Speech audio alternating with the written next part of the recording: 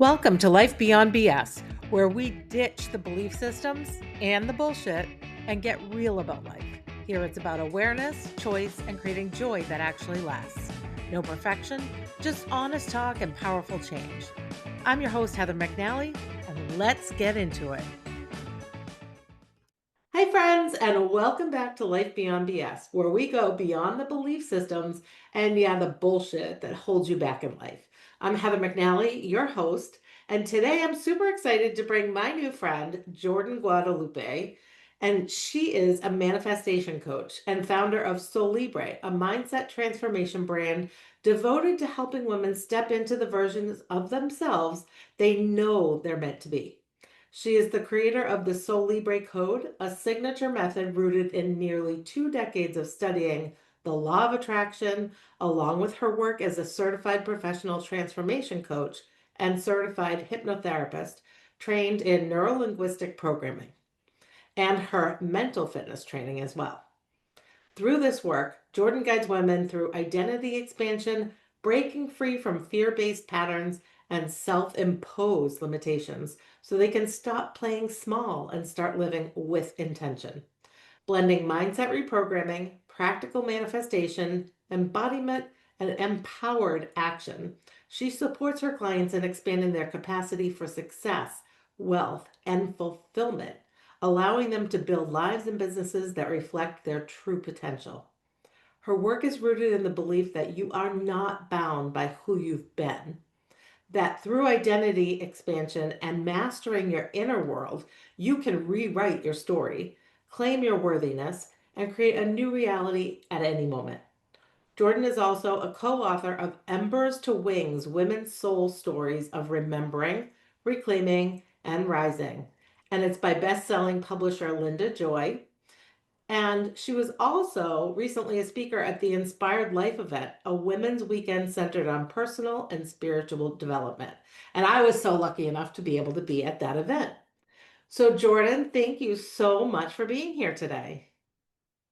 Thanks so much for having me, Heather. I'm excited to be here. I love the intention you have with the space and everything you stand for. So I'm excited about our conversation. Thank you. We're definitely very aligned, and I love being in your presence and being able to have conversation with you. So I love everything that you're doing. Truly love it all. But what I want to know right now is tell me who you are at your heart and soul level. Yeah, so many ways to answer that question. But at my core, I'm definitely a highly sensitive person. From a very young age, as long as I can remember, I have always been able to empathize with anyone in any situation.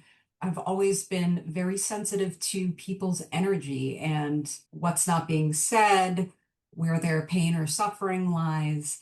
So I've always been very intuitive and sensitive before I was ever able to articulate that. I'm also very spiritual. I love to learn as much as I can about neuroscience and quantum physics, and then also the connection between spirituality and psychology. I find that really fascinating. And then I'm always looking for new ways to maximize my potential and joy and share it with others. Love it. Like I said, very aligned. So fun. So I think that being a lifelong learner is incredibly important. It's important for your brain. It's important for becoming who you're supposed to be and helping others in the world become who they're supposed to be. But there is a time in all our lives that we aren't the person that we are currently. And I think that when we're born, we have this clean slate and we have this energy and beauty, but time and life change us, help us learn patterns that we don't necessarily want in our lives. So tell me a little bit about maybe who you were before you became the woman that does this work. Yeah, so from a very young age, I struggled with low self-esteem and self-doubt. I just remember always, at a year early age anyway, struggling a lot in school.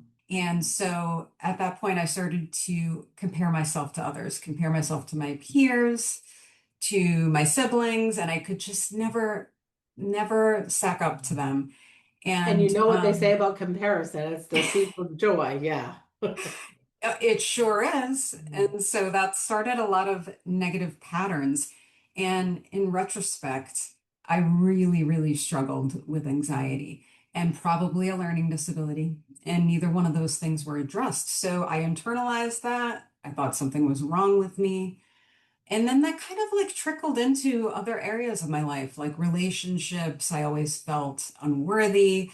And somehow I attracted dynamics where in every chapter of my life, I had a friend that just kind of used me as a doormat. Mhm. And so it just kind of escalated. And then in high school, I discovered alcohol, and that seemed to kind of alleviate a lot of my suffering. But, at the same time, you're just numbing out. You're not addressing things at the root.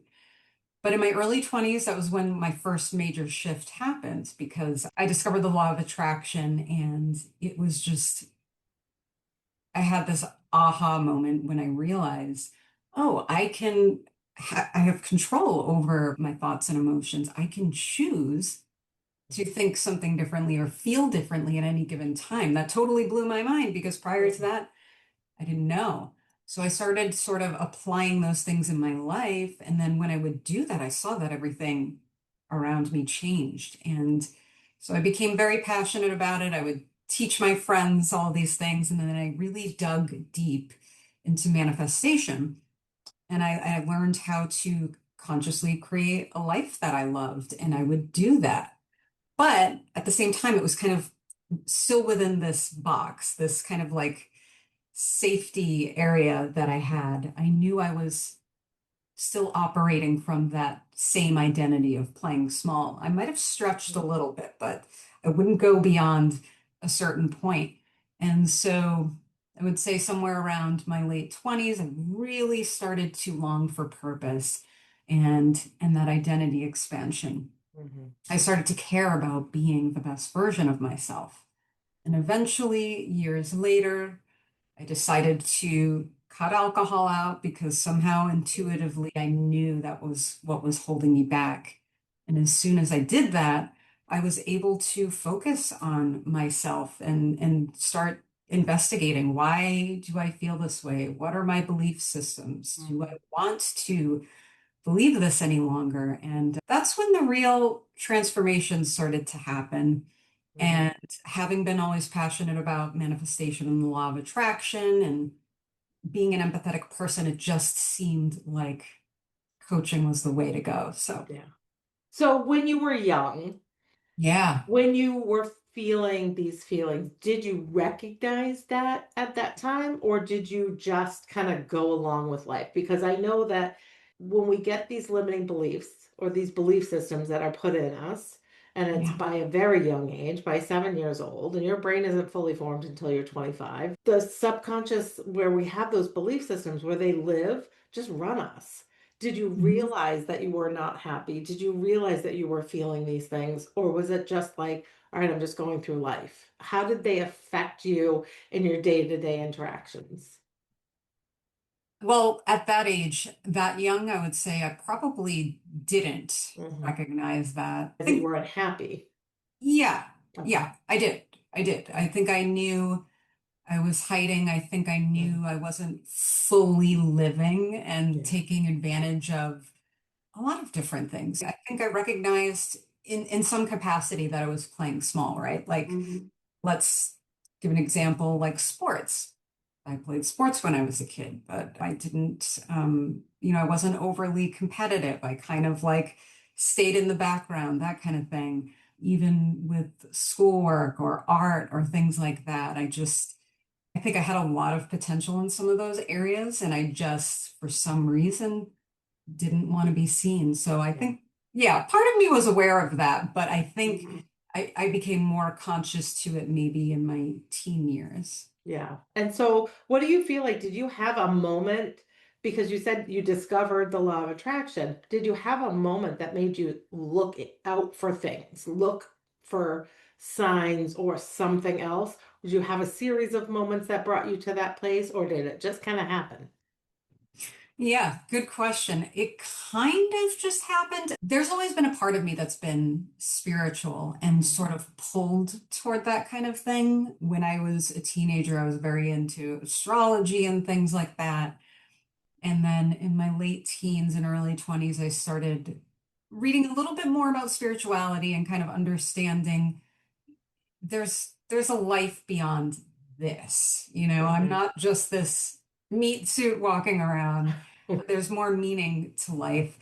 But the law of attraction specifically, it's funny how that happened. I think my mother saw me struggling, and at the time, she had a hairdresser that was kind of a hippie and was raving and raving about this new book that had come out and that it was so powerful. And my mom just was sort of convinced and I guess thought, oh, maybe this can help my daughter. Mm. So she bought me the book, which was The Secret. And that is what changed everything for me. Fantastic. Yeah, I love that. And I love that things can just happen. And of course, sometimes people feel like it's luck, it's good luck, it's bad luck. But really, I do believe that the universe puts things in our way for a reason. And I do believe that if it's meant for you, it's going to happen if you are open to it. You have to right. be open to it. So you have to be able to acknowledge that, all right, if something's going to happen for me, I'm ready for it. Right. Yeah. And that goes back to always having that spiritual part of me. So Mhm. I think that made me open to the idea. Mhm. But also, I think at that time, I was just tired of suffering. And I was like, Yeah, okay, let's see what this is all about. right. And it That's really great. opened things up for me. Mhm. I really relate to you talking about being an empath and feeling things very deeply because I was always that kid. I was always that kid that hurt for other people. I hated seeing somebody sit by themselves at the lunch table. I Yeah. hated the thought of people being sad and lonely, and I felt that energy, and it was really hard. So as an empath, I do know that sometimes you attract people because you have that feeling energy, that feeling personality, and people who are more narcissistic and are looking for the attention can seek that out. It's almost like two ships that are drawn to each other. And I've had that in my life also. So, how did that affect you having friendships that maybe weren't really aligned for you, but being an empath, you invite them in anyway? Mm. Well, I think it helped me develop a people-pleasing, Mm-hmm. self-sabotaging pattern. Yeah. Of course, I didn't see it at the time. Right. Narcissists a lot of times are kind of loud and fun. And Mhm. so you can be drawn to that type of personality. So I was just like, hey, I have this awesome new friend. That's a good time. Mhm. I think that type of, I don't know, I guess you can call it abuse over time just develops and you don't see it. And Mhm. so somebody's mad at you for a stupid reason, but you think, oh, it must be me. I obviously did something wrong. So you try to make it up and apologize. And yeah, it's just not a healthy way to be. It took me a long time to realize I kept Mhm. getting myself into those situations. But as soon as I did, now I can spot it a mile away, luckily. And yeah, it's been years. It's Yeah, been years. I feel that so deeply as well because I've had the same thing. You know, I think especially when you get into a friendship when you have no idea what you're feeling, you're numbing yourself because when you do feel worthless, that you don't want to be seen, that you shouldn't be heard, that you're less than somebody else, and you compare yourself and go, oh, well, this is what I deserve. You're not consciously thinking that, but the younger you are or the less observant you are of your own life, it happens and then you can pull that person along with you for a long period in life before you start to kind of wake up and see what's going on. And it's kind of a powerful thing, but it's also like, wow, look at what I allowed in my life. So did you ever feel like stuck in that version of yourself before you were able to start pulling yourself out with the law of attraction and everything that you learned? Oh, definitely. I think. the more I became conscious of it, the more I started to work on my self-esteem is when I started to kind of notice those things Yeah. and realize that I I know who I am. I'm Mhm. sure of who I am, and I know that I'm not the bad guy in this situation. And so just the more conscious I became, the more aware I became, the more work I did on myself, that's when I started to pull away from those type of relationships and yeah, just use my own intuition and Mhm. feel other people's energy and just kind of stick with the people who are just had pure souls. Yes, I love that so much. Yeah. And so the way that Jordan and I met, for anybody who's interested, is we have a mutual friend that introduced us, our friend Helena, and grateful because we got together and went to a local coffee shop and sat and talked.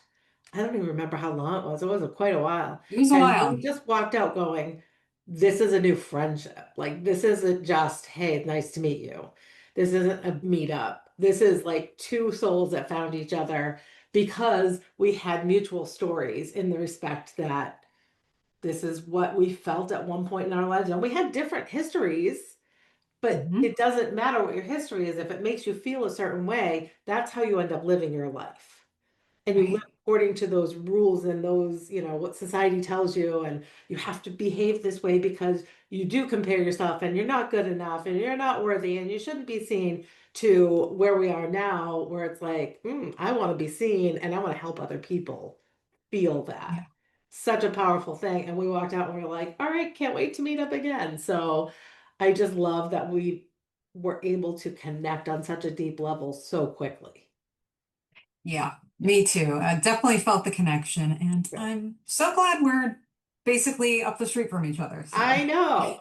Do you think that any part of you held on to that identity of not wanting to be seen, of not wanting to be noticed, of worthlessness or comparison because you were scared to change or you felt like it was safe?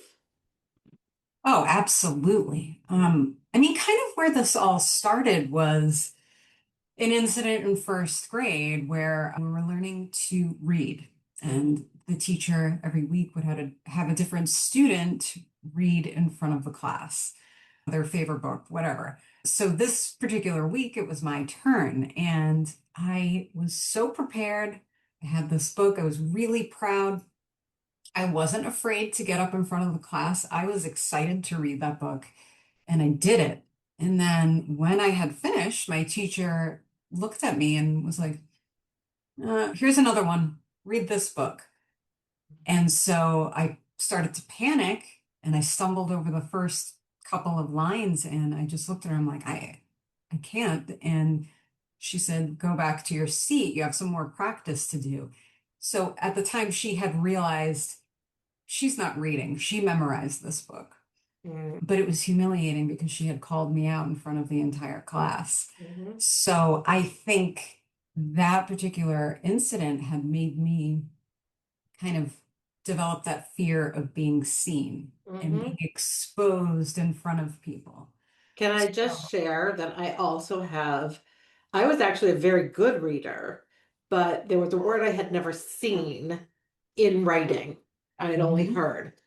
And it's funny how you can look at a situation from such a long time ago and it is right there with you.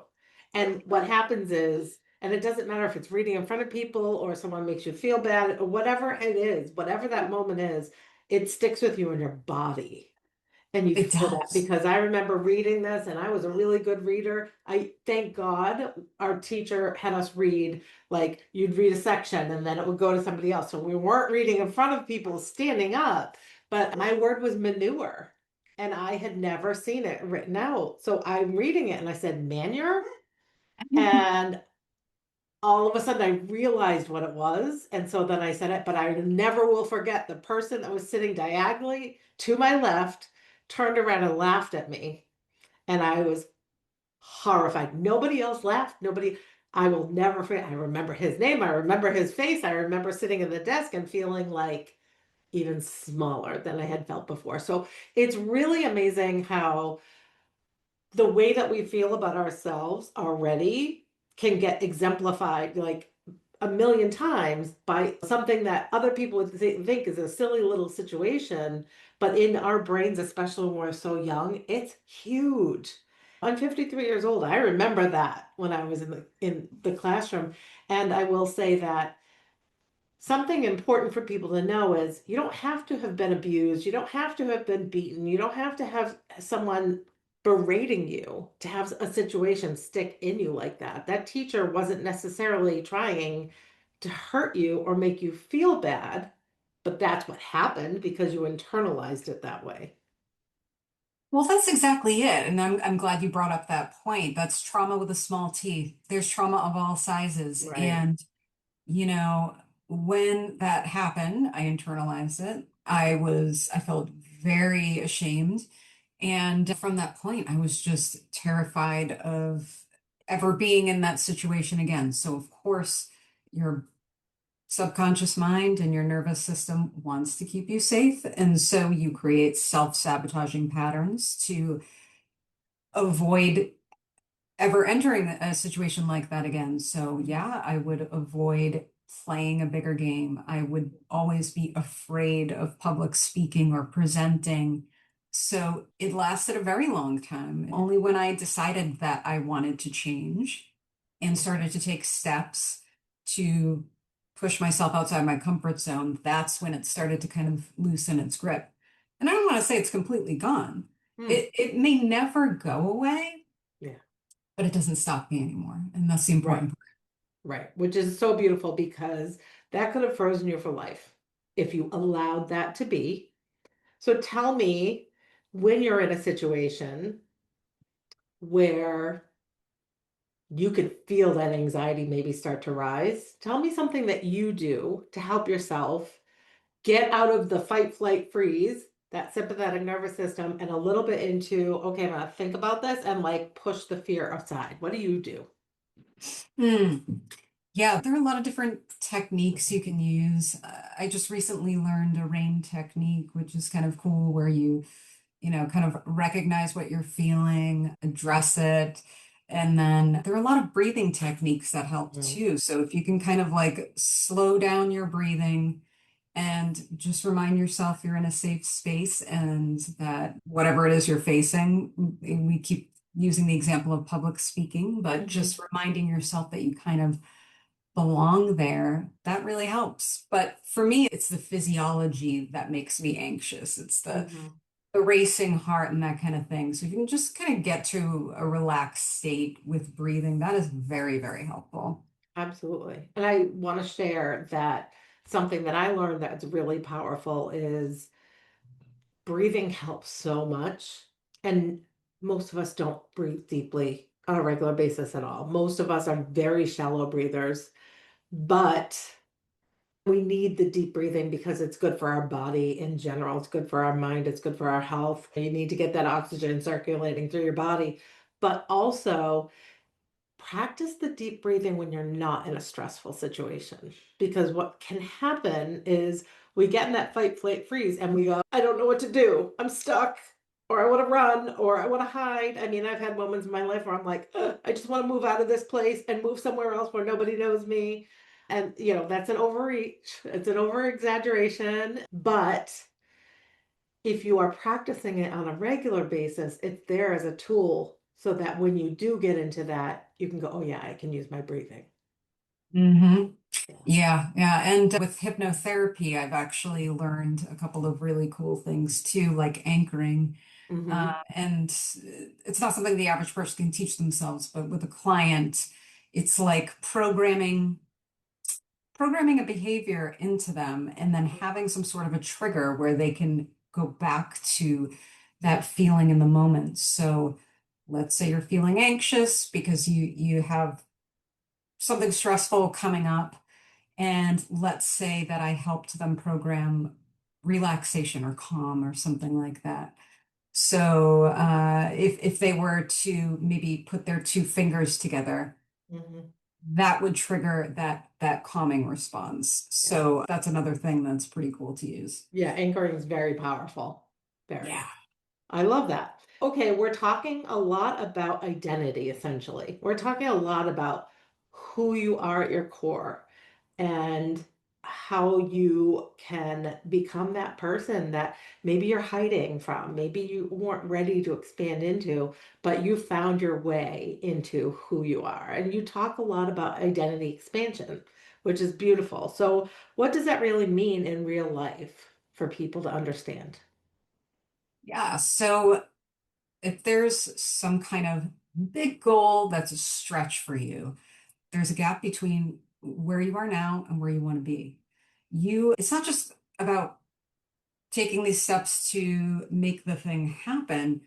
There's a transformation within you that needs to happen. This version of you right now is not the version of you who has already accomplished whatever that thing is or overcome whatever adversity you might be facing. It's like you have to become somebody else in order to make that thing happen. So identity expansion is all about growing into that version of yourself that can hold the reality that you desire and doing it in a safe way that allows your nervous system to be like, okay, I'm okay with this. Because if you try to grow too fast, Mm. your nervous system can self-sabotage and say, whoa, whoa, this isn't a safe space for me. So Mhm. there's And that sort of makes a, me think of like people going, "Oh, it's the new year. I'm going to do a New Year's resolution." And they come up with this massive thing, or they're yeah, going to change their whole life.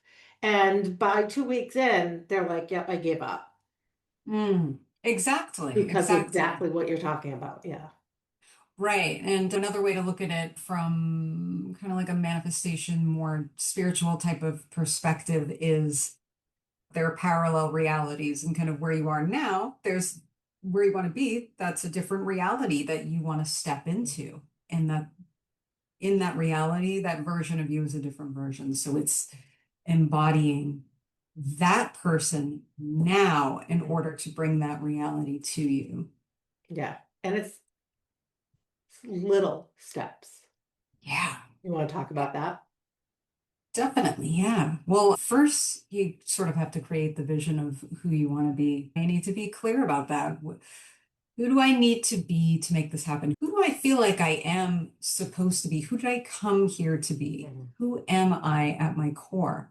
We all know inherently, it's just fear kind of keeps us small. So you want to create that vision, but then you need to address the parts of you that are keeping you small. So Mhm. you need to address the belief systems. You need to rewire yourself for that new future. And you need to shed the old reality. And shadow work is a great way to do that.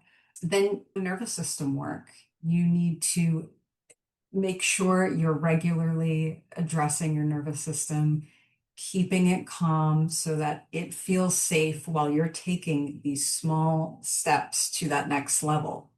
And embodiment also is a huge part of it because it kind of helps you both with building that new mindset, but also with your nervous system feeling safe because you're practicing being that new version of yourself. And so you're essentially practicing safety in your body. And Mhm. so the more you pretend to be that version of yourself, you're literally slowly becoming that Mhm. version. I love that because embodiment has become such a big buzzword. Mm, And I think a lot of people don't understand what embodiment really means. So I yeah. love how you just said, because it was going to be my question for you, tell people, but you basically said it, practicing, pretending. If you feel like you have to say, well, I'm pretending or practicing, start living as that person. Make one decision that you think that person would make and follow through on it. 100%. Yeah, Heather, it's taking the actions that Mhm. your future would take. You're gaining self-trust, but also think physiology too. How does that version of myself feel on any given day? How does she carry herself? It's Mhm. very much evoking the emotion of having already had that transformation and feeling that joy and that confidence and that gratitude. So it's taking action, but it's also feeling that in your physical body. What would you say to somebody who's like, all right, well, I can't even imagine how that person would be or feel because I've felt so miserable for so long and I'm only just discovering that. What would you say to that person? I would say, who is somebody you really admire? And imagine how they feel inside, what their inner talk might be like, how they feel, how they react to certain situations. And of course, if it's somebody that you admire, you observe them, you know how they carry themselves. So just kind of emulating that type of behavior, that would be the best way. Yeah, I love it. So, when you started your own journey of change, did you have anybody like that that you looked at and said, I really admire this person and I'd love to be able to become more like them? Hmm. Um, hmm. It's a great question. At the It's beginning, interesting maybe. because as coaches doing this work, I think because we didn't realize it. I didn't Hmm. realize it. I will say that. And so now I can say, well, this is a great tool because I've learned about it. But back then I didn't necessarily have that. Hmm. Yeah, I don't know if I did either early on, but somebody I definitely have admired for a while is Marie Forleo. I love how authentic she is. Hmm. And so I think that's something that helped me kind of pull those parts out of myself. It's not about wanting to be another person. It's about admiring those aspects in another person and just being yourself. And Hmm. so, yeah, I think being authentic is the way to go. Yeah. And having role models that do the same Hmm. is really going to help you get there. Yeah. And it's interesting because I can look back now and say, well, I admired this person and these people, Mhm. but I didn't realize that maybe I was trying to pull in the same qualities into myself in an Mm, authentic way. And it doesn't matter if you're just starting or you're in a place where you're already a coach, especially when you're already a coach, you start seeing that, okay, really admire these qualities in this person and these qualities in this person. And then you take that information and have it become part of you authentically. That's really important because if you're fake, people feel it, they sense it, they know, especially if they're empathic and sensitive. mm. And that's exactly it. I think I looked at people like Marie and admired her authenticity. I liked her quirkiness. I Hmm. liked that she's not always polished and she might drop an Hmm. F-bomb here and there. And it's like, okay, well, I can be myself. I don't have to censor Yeah. everything I'm saying. Yeah. So yeah, that was a really great role model for me, definitely. Yeah. And it's funny you say she'll drop the F-bomb occasionally and everything. And you and I have talked about this. We both love to do that sometimes. And I will say that that's one of the things about I had a coach who is still I'm close to. I love her to death. And she and I were working on trying to figure out some things within my business. And because she's a business coach, of course, as a business coach, you still pull in pieces of identity work and all of that. But she was trying to help me figure out how I was going to kind of brand myself very authentically. Mhm. And she knows that I like to drop some curse words occasionally, and I'm very real. I can't pretend to be anybody that I'm not. And I swear, especially being from Massachusetts, the Boston area, we're known for being massholes. So I was talking to her, and I'm like, I just don't want it to be like super polished because it's just not who I am. And she came up with Beyond BS. Mhm. And so for me, Life Beyond B.S. became my podcast because it's beyond the belief systems and yeah, the bullshit. And I want to put that out there because I want people to know that yeah, I might swear sometimes that I'm not like this polished, perfect human being. I'm still going to be the girl that drops the bombs occasionally. And you know what? I love that about you, Heather. And that's something that kind of drew me to you is, Mm. the name of your podcast. I'm like, who's this lady with the pink hair? I need to know her. Yeah, you gotta have fun in life, right? Do you feel like there is a specific moment or time for you that this is when you really started to dig into this work that changed for you? Was it when you got that book? What was that for you? Yeah, I mean, when I got that book, that's when my first big shift happened. But I think Mhm. the real inner work started when I cut alcohol out of my life. Mhm. And, along with the alcohol was, toxic behaviors and toxic people. So now I have all this energy freed up to focus on myself. And so that's kind of when it happened. And I just kept digging, kept digging. And I've heard you say this before, and I completely agree. Real confidence comes from doing. So when Mhm. I started to take steps outside my comfort zone, that's when I felt real growth happen. The nervous system work is very important. The mindset work is very important. The spirituality too. I think all those things allow you to sort of have the courage to take those steps. And then Mhm. once you do, it's like with every step, you're moving into that new identity. And yeah, with the more I did, particularly with visibility and Mhm. putting myself out there, that's when major shifts happened for me. Yeah, and confidence definitely. When I was younger, I had no confidence. And I truly did look at people who had confidence and they were out there in the world doing their thing and really well known or really accomplished, successful. And I used to, I wouldn't say hate on, but definitely had severe jealousy issues of that Mm, because I was like, well, they must have something special. They were born with a silver spoon in their mouth. Somebody did it for them.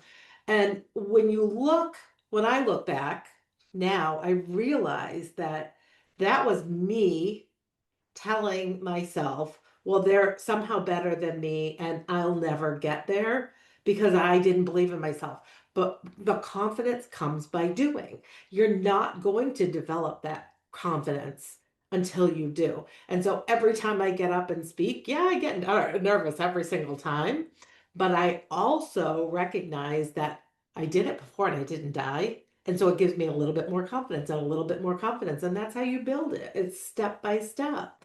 And I think that showing people that you yourself can do it, then they go, oh, well, if she can do it, well, maybe then I can do it. So sharing that right. is so incredibly important. Yeah, yeah, I agree. And like you said, kind of putting yourself out there more and more. Mm, Every time it takes a little bit of the edge off. And even in the anticipation, for me, a lot of times, as far as visibility and putting myself out there, it was like the anticipation of whatever, this event coming up or this engagement coming up. I would be anxious leading up to it. But the more I do it, I find that like my attitude sort of shifts about it. It's like mhm, I'm more excited than anxious. And like you said, those nerves are always going to be there. But mhm. once you get going and start talking, it just kind of goes away and things fall into place. Absolutely. Love it.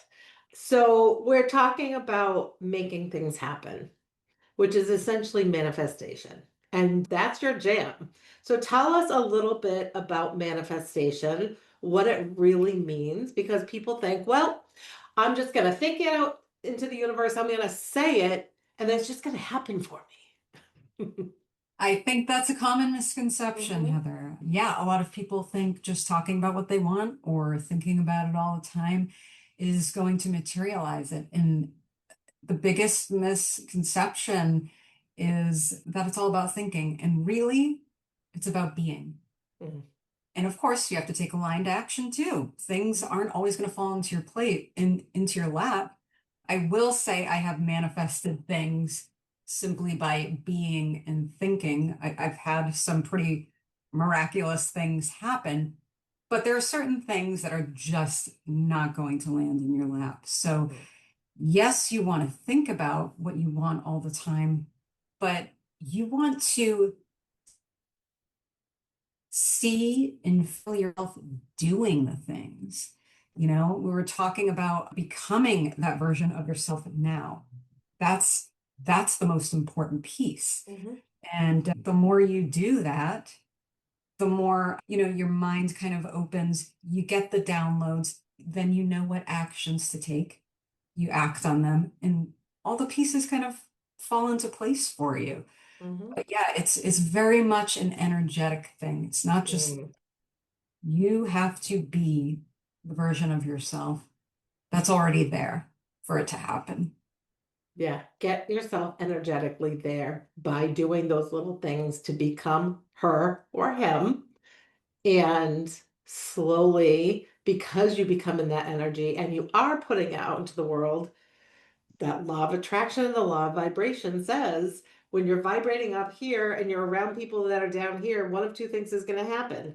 You're going to pull them up to your level, or they're going to pull you down to their level.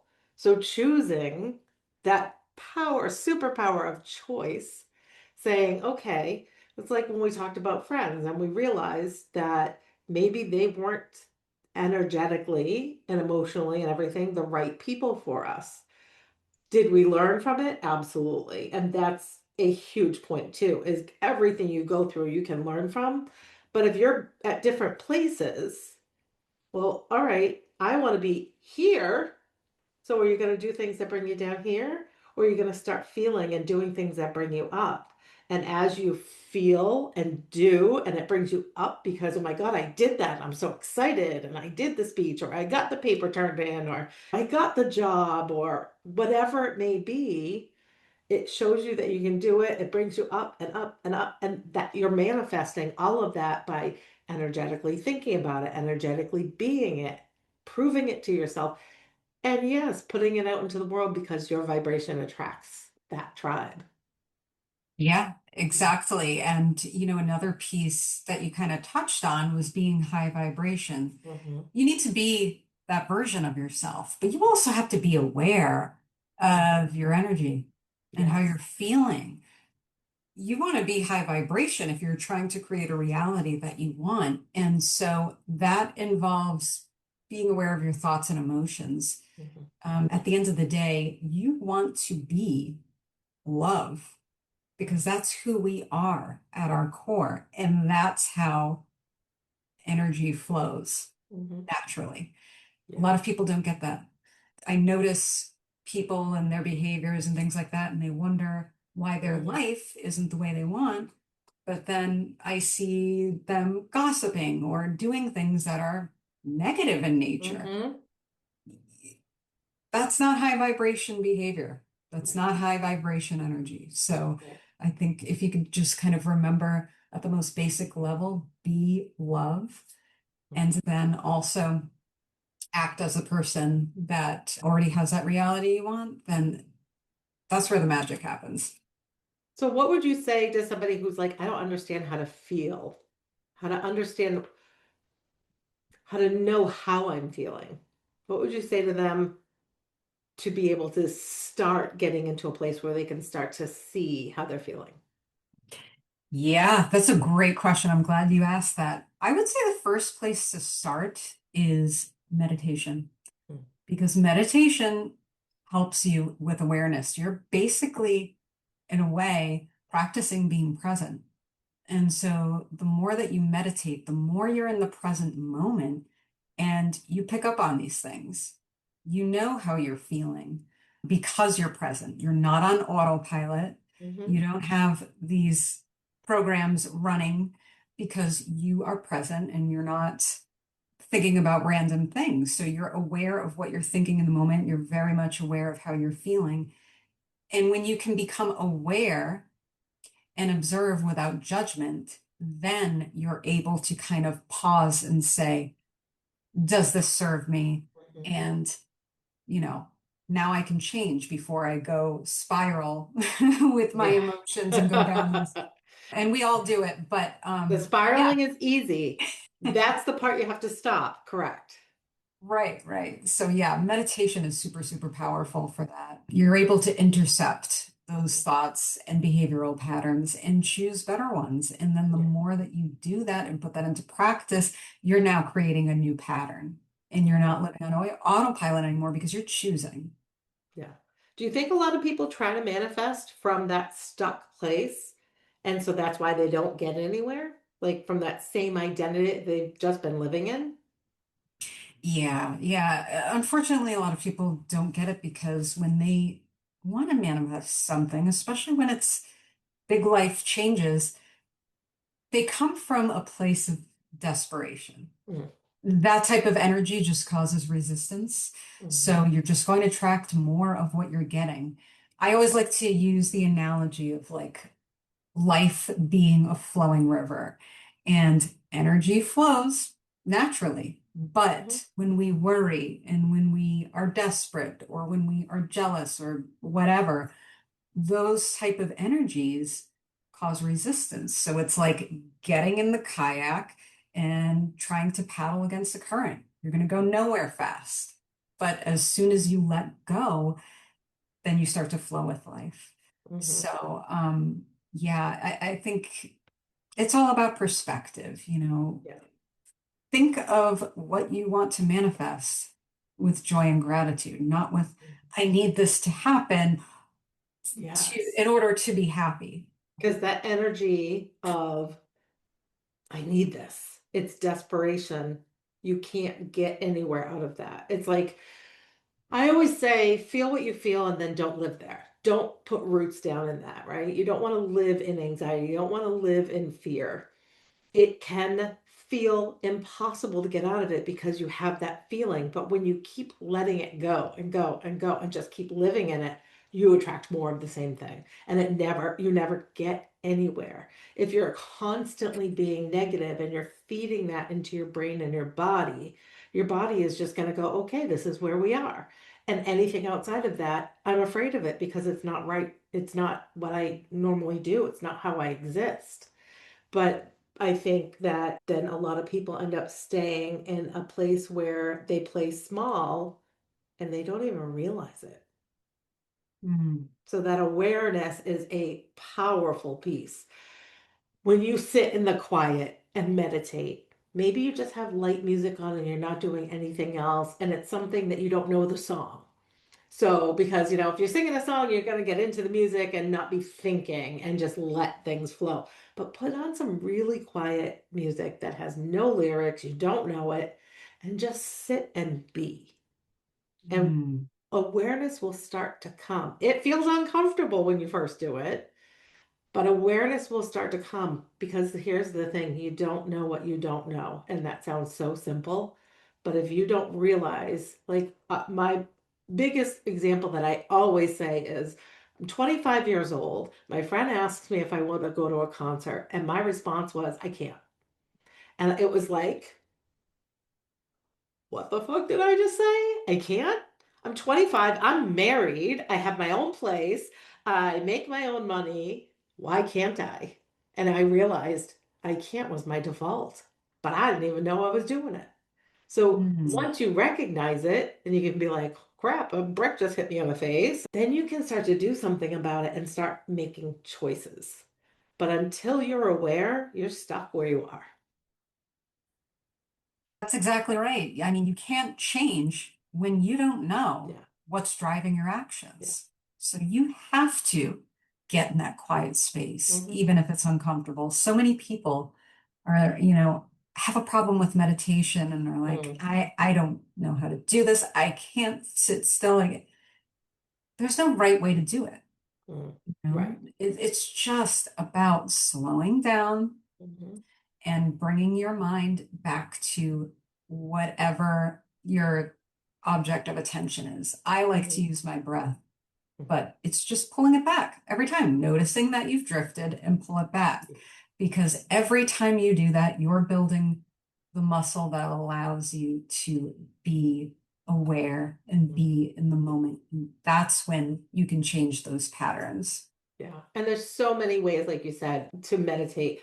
sitting in a quiet room, listening to some music, listening to a guided meditation because you have no idea what the heck you're doing. That's how I Mhm. started because I was like, I can't just sit here. Like, what do I do? I'm not so. And then, yeah, your mind is going to wander until you really get that muscle developed. Your mind Mhm. will wander. And even then, I think sometimes it'll wander. You just Yeah. have to be aware and pull it back. Yeah. Yeah. What's your And it's, favorite thing to do in meditation? Do you sit in silence? What do you like to do?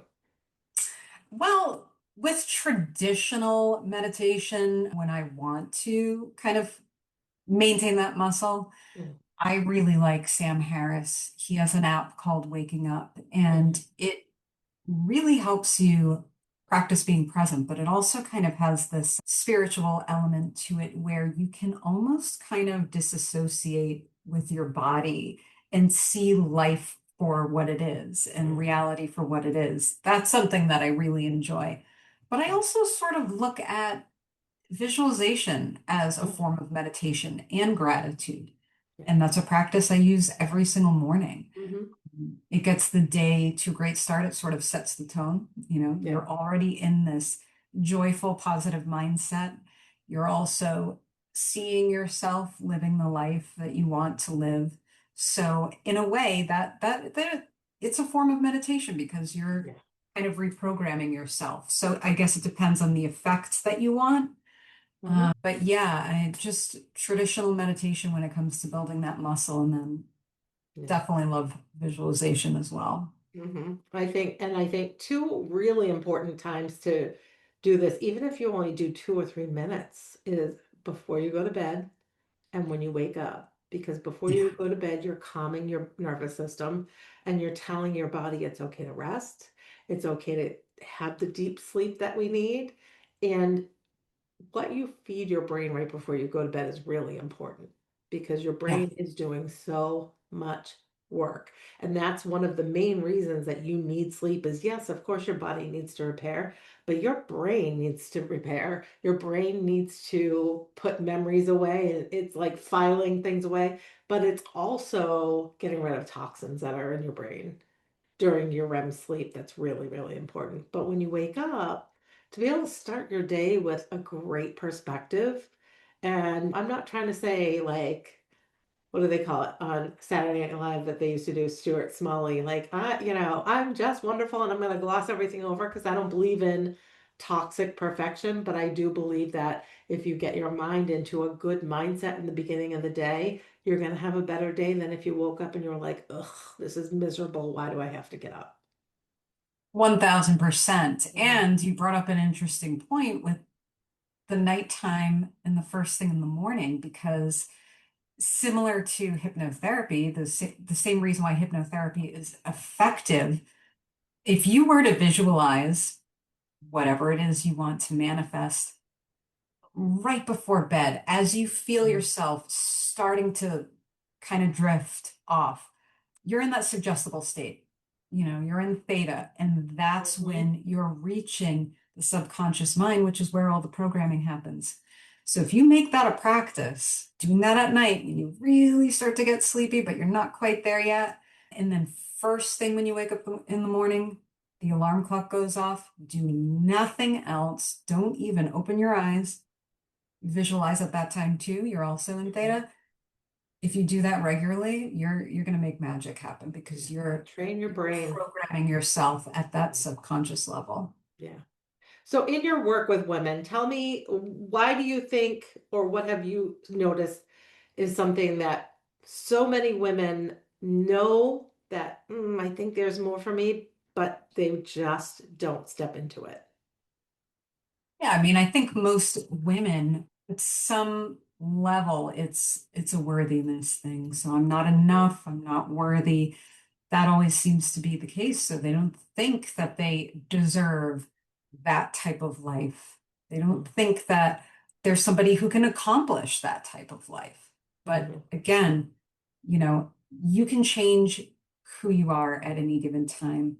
It's a choice mhm, and it takes discipline. But once you do the work and rewire yourself and take care of your nervous system, you can change your identity. I don't care who you are.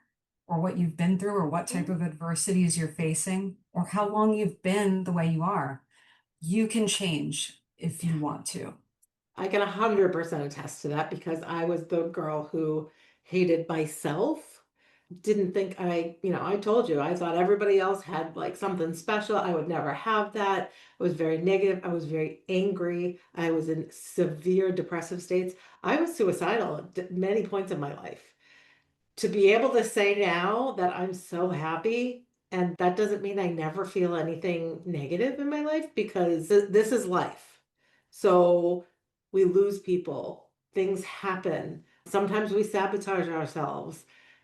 Things do happen that are out of our control, and we have to accept that that's part of life, but we have to feel the emotions like we talked about and work through it and find the other side of it because this life is so beautiful and so worth it.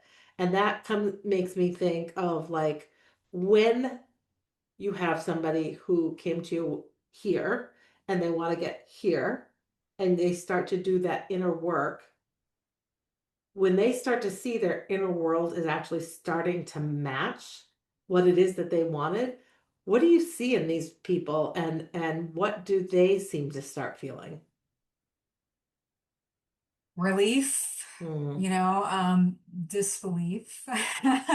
But again, our minds create our world. Mhm, So if you change the way that you think and your thought process and how you're feeling, everything else around you changes. And I sometimes I like to, if somebody's really stuck, I like to start simple and say, you know what,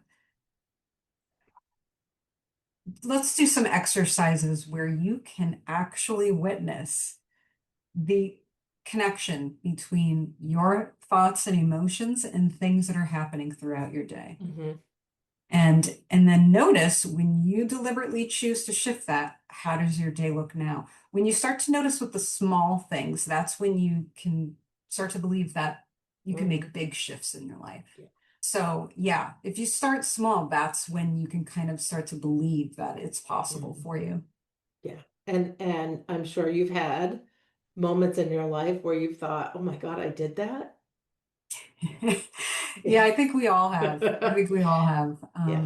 But it's just incredible how beautiful the mind is. Hmm. And yeah, I can relate to a lot of what you said about, being angry and having sort of that victim mentality. But once you start to have that awareness and sort of pan out and see, wow, these things aren't happening to me. I'm creating Right, right. this misery for myself.